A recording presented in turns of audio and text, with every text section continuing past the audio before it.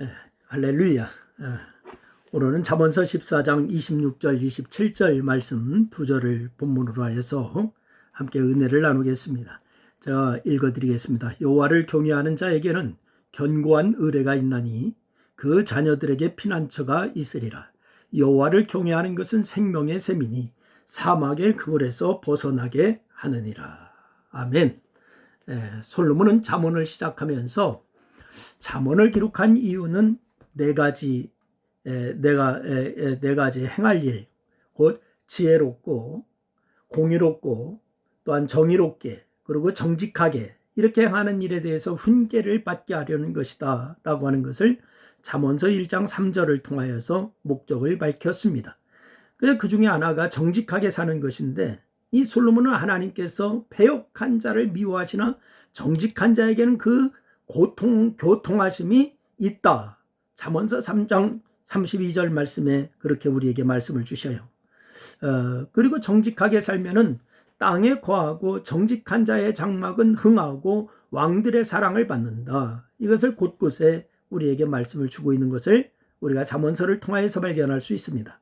이렇게 정직하게 사는 것이 큰 유익이 된다면은 다 정직하게 살 것만 같지만은, 그러나 미련한 자는 그 축복의 삶을 살지를 못하기 때문에 정직하게 살지를 못해요. 무엇보다도 14장 2절 말씀에 보니까 그렇게 얘기했습니다. 정직하게 행하는 자는 여호와를 경외하여도 패역하게 행하는 자는 여호와를 경멸하느니라. 이렇게 말씀을 주시고 있습니다. 그런데 솔로몬은 오늘 본문 말씀에서 여호와를 경외함으로 정직하게 사는 자들이 누리는 복을 크게 두 가지를 소개를 해요. 그 첫 번째가 뭐냐? 솔로몬은 하나님을 경외하는 자에게 견고한 의뢰가 있다라고 이렇게 말씀을 주셨습니다. 사람들이 정직하게 살지 않는 이유는 나름대로 부요와 안전의 삶을 살기 때문에 그래요. 여러분, 결과적으로 정직하지 않은 삶으로 인해서 재물과 안전을 잃고 망하지만은 그만큼 안전은 모든 사람의 주된 관심사입니다. 그런데 솔로몬은 뭐라고 하느냐? 여호와를 경외하는 자에게는 견고한 의뢰가 있나니 그 자녀들에게 피난처가 있으리라. 이렇게 말씀을 주셨어요. 그래서 이 견고한 의뢰란 뭐냐? 강하고 확실한 안전을 말하는 거예요. 그래서 솔로몬은 특히 자녀의 안전을 강조하고 있습니다. 얼마 전에 이제 그 지진이 중국에도 있었고 우리나라도 지진이 이제 있었잖아요.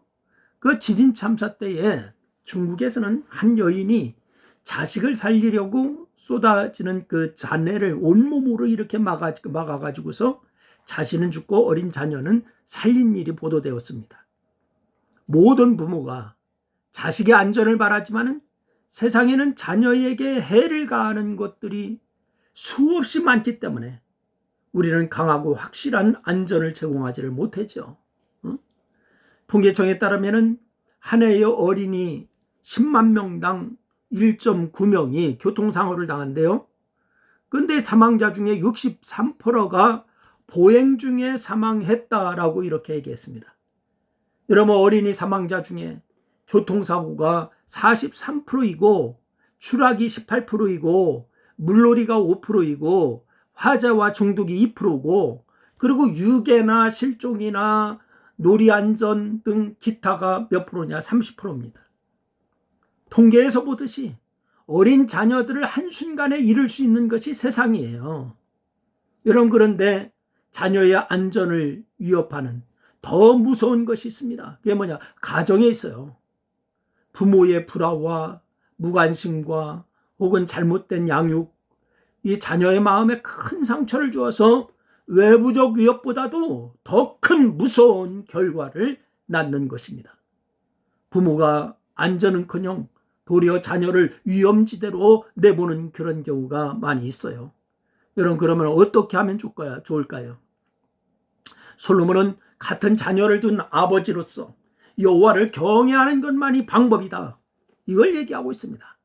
여호와를 경외하는 자에게 하나님께서 친히 자녀들의 피난처가 되신다, 이것을 믿는 거예요. 다윗이요, 시편 34편 7절 말씀에서 다윗도 고백했어요. 뭐라고요? 여호와의 천사가 주를 경외하는 자를 둘러 진치고 그들을 건지시는도다. 이렇게 말씀했어요. 솔로몬 역시 잠언서 18장 10절 말씀을 통하여서 얘기합니다. 여호와의 이름은 견고한 망대라. 견고한 망대. 여러분도 이 믿음으로 하나님을 경외하는 사람이 되시기를 바라고 자녀를 안전하게 하는 성도가 될 수 있기를 주의 이름으로 축원합니다. 두 번째는 솔로몬은 하나님을 경외하는 것이 생명의 샘이 된다라고 했습니다.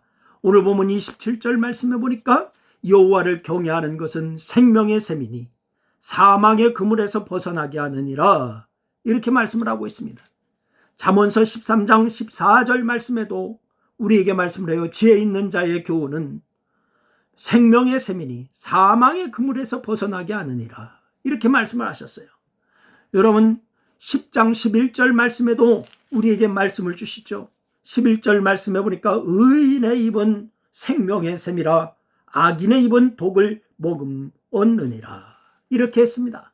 결국 여호와를 경외하는 자가 지혜 있는 자요, 의인이요, 그가 생명의 샘을 얻게 되는 거예요. 생명의 샘을 얻는다고 하는 것은 질병으로부터 치료받는 것은 물론이고 자신과 다른 사람들을 죽음에서 구원한다고 하는 것을 의미하는 거예요. 여러분, 솔로몬은 잠언서 19장 23절 말씀을 통해서 분명하게 우리에게 고백합니다. 여호와를 경외하는 것은 사람으로 생명에 이르게 하는 것이라 경외하는 자는 족하게 지내고 재앙을 당하지 아니하느니라 라고 말씀을 주셨습니다. 여러분, 그러므로 어떻게 여호와를 경외하는 것이 사람으로 생명에 이르게 할까? 잠언서 2장 10절 말씀 이하의 말씀처럼 지혜가 여호와를 경외하는 자의 마음에 들어가야 돼요. 악한 길과 패역을 말하는 자에게서 건져내기 때문에 그렇습니다.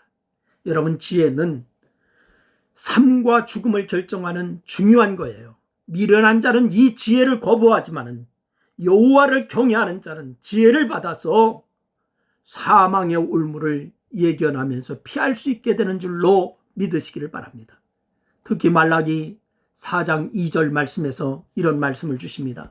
내 이름을 경외하는 너희에게는 공의로운 해가 떠올라서 치료하는 광선을 비추리니 너희가 나가서 외양간에서 나온 송아지같이 뛰리라, 이렇게 말씀을 주셨어요.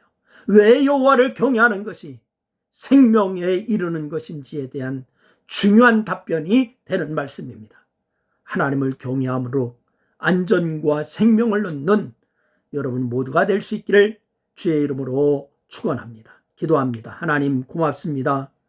우리에게 아버지 하나님이여, 이제 생명의 근원이 되시고 또한 우리를 안전하게 하시는 주님이신 줄로 믿습니다. 여호와를 경외하며 주님 주시는 지혜 안에 관한 아름다운 성도들이 다 되게 하여 주옵소서. 예수님의 이름으로 기도했습니다. 아멘.